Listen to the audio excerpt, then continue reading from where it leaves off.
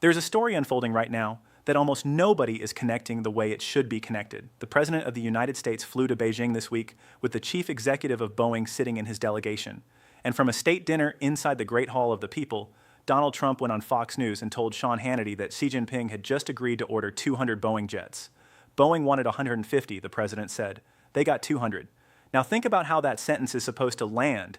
It is supposed to land as a triumph, as proof that the trip worked, as evidence that the world's two largest economies are talking again, that American manufacturing is back, that the man in the room knows how to close. And in the framing of the visit, that is exactly how it was sold.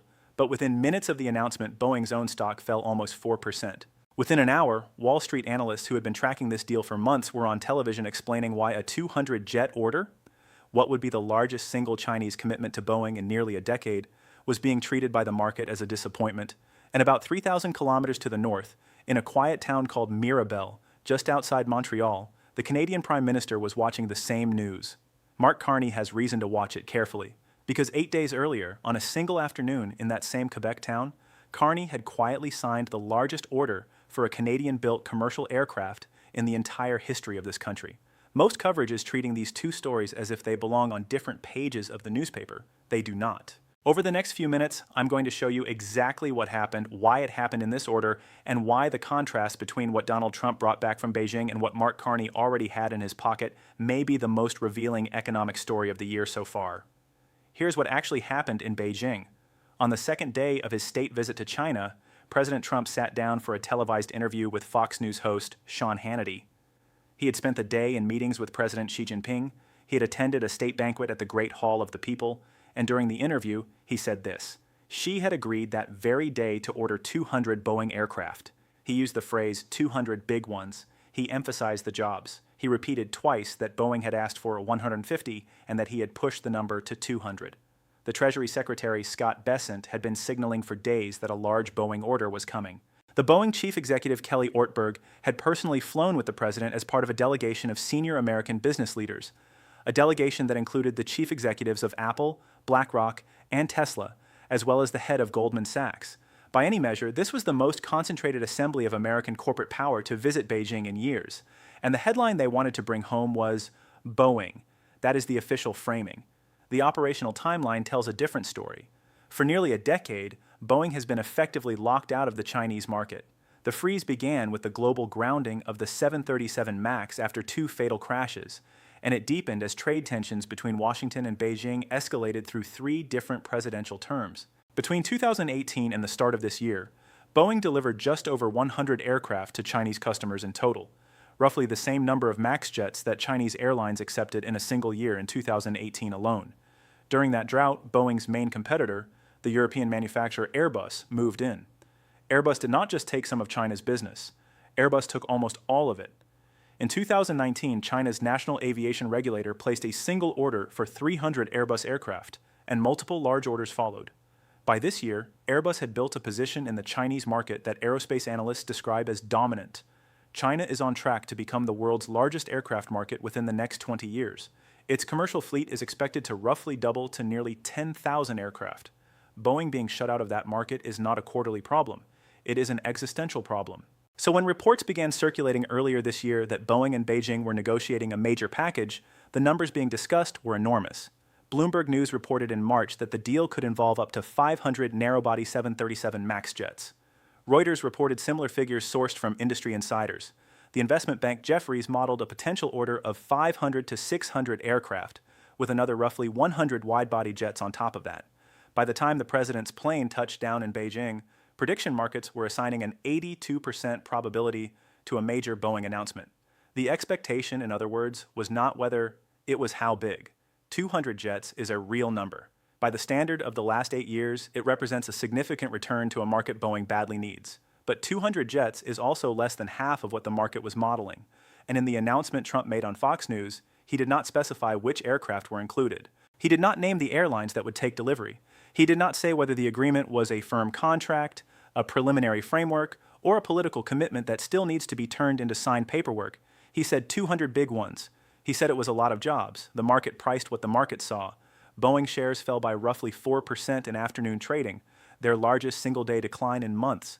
One U.S. senator publicly warned that China has, in his words, never lived up to one contract it has ever signed. The shares regained some ground later in the session, but the message from professional investors was clear. The number was the headline, and the details were missing. And the details are where deals like this either become real or quietly disappear. That is the first piece of the story. Now hold all of that against what happened in Quebec 8 days earlier, because the timing matters more than almost anyone has noticed. On the 6th of May, Mark Carney walked into a hangar at the Airbus Canada facility in Mirabel, just north of Montreal. He stood next to the Premier of Quebec, Christine Frechette. He stood next to the Chief Executive of Airbus's Commercial Aircraft Division, Lars Wagner. And he stood next to Tony Fernandez, the co-founder of one of the largest low-cost airline groups in Asia, the Malaysian carrier AirAsia.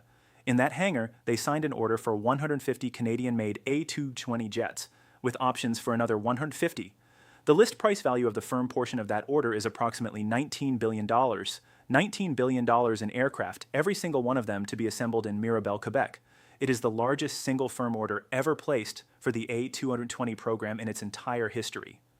In the words of the Prime Minister's office itself, it is the largest order for a Canadian-designed and Canadian-produced commercial aircraft ever signed in any decade, anywhere.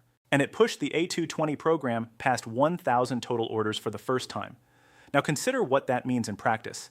The A220 traces its origins back to Bombardier, the Quebec aerospace company that designed the aircraft, originally called the C-Series, before nearly going bankrupt and selling the program to Airbus in 2018. The province of Quebec had invested $1 billion US into the program to keep Bombardier solvent.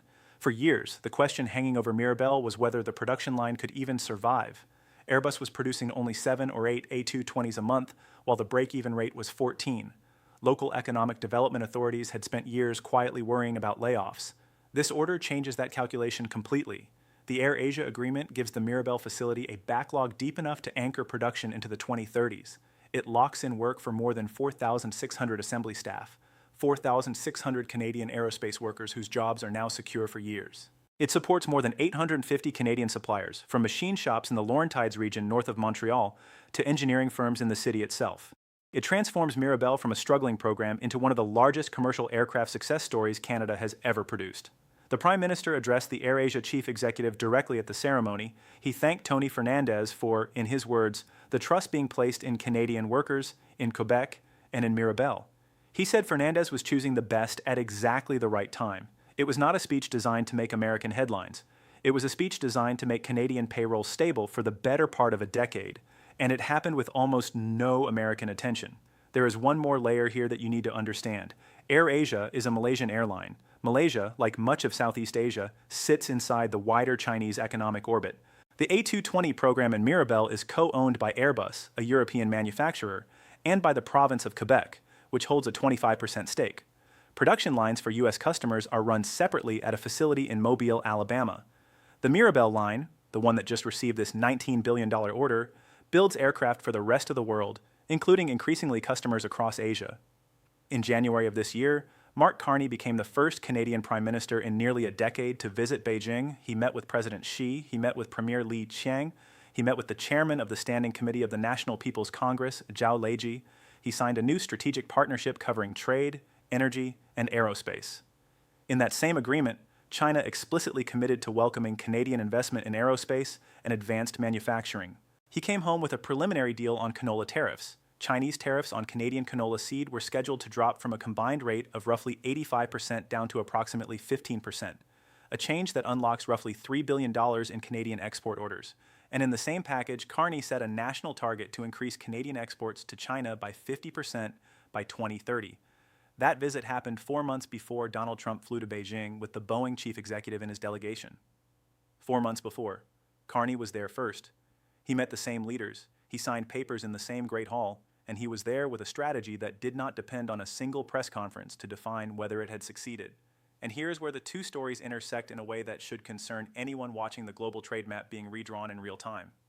The standard framing of this week's news is that Donald Trump went to China and brought home a Boeing order. The standard framing of last week's news, to the extent it was reported in the United States at all, was that Airbus signed a deal with a Malaysian airline. Both framings miss what is actually happening. What is actually happening is that two North American leaders are pursuing two completely different strategies for engaging with the Asian aviation market, and the early scoreboard is not what the headlines suggest. The American strategy is loud, transactional, and dependent on a single leader's ability to deliver a number on stage. The Canadian strategy is quiet, structural, and tied to factories that already exist on Canadian soil, building aircraft that Canadian workers already know how to make. One strategy delivered a 200 aircraft commitment whose details remain unspecified. The other delivered a 150 aircraft firm order with options for 150 more, signed and announced inside a working assembly line with the Prime Minister of Canada in the room. Consider the numbers side by side. 200 Boeing aircraft, type unspecified, value undisclosed, contract status unclear, announcement made through a television interview. 150 A220 aircraft, model specified, value approximately $19 billion, contract firm, options for another 150, signing ceremony held inside the Mirabel facility, formal press releases issued by the Prime Minister of Canada, by Airbus, by AirAsia, and by the province of Quebec. The math does not resolve cleanly into the story the United States wanted to tell this week, and the deeper point is this. When Boeing was shut out of China for nearly a decade, the global aviation industry adjusted.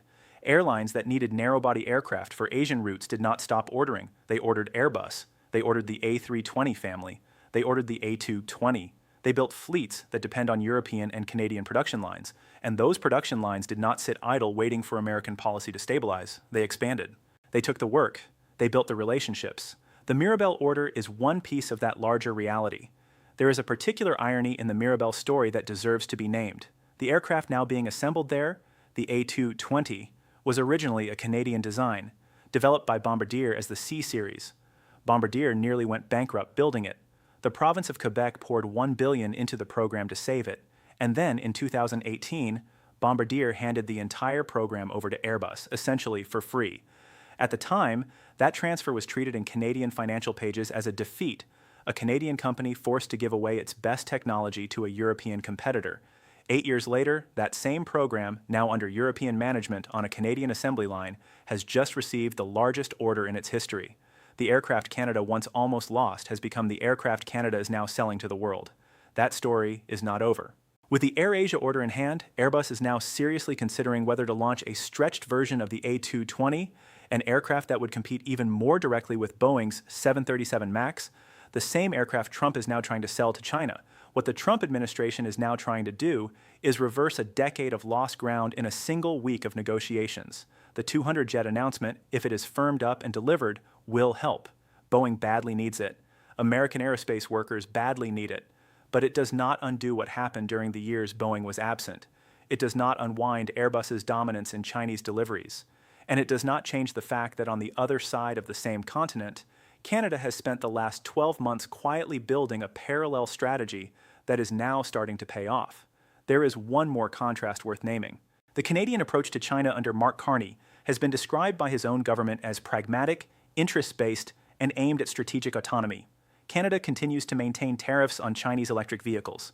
Canada continues to coordinate closely with allies in the Indo-Pacific on maritime security. Carney is scheduled to travel to India, Australia, and possibly Japan in the coming months.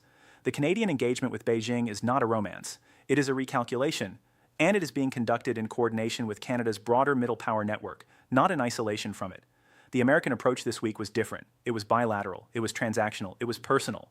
The president flew to Beijing, sat across from President Xi, and announced a number on Fox News. There is nothing wrong with bilateral engagement. There is nothing wrong with announcing wins, but the structure matters. And the structure of what Carney has built, a strategic partnership announced months in advance, a series of trade deals layered on top of it, a major aircraft order signed inside a Canadian factory, is harder to undo than a number delivered through a television camera. What comes next is the question neither government is yet answering publicly.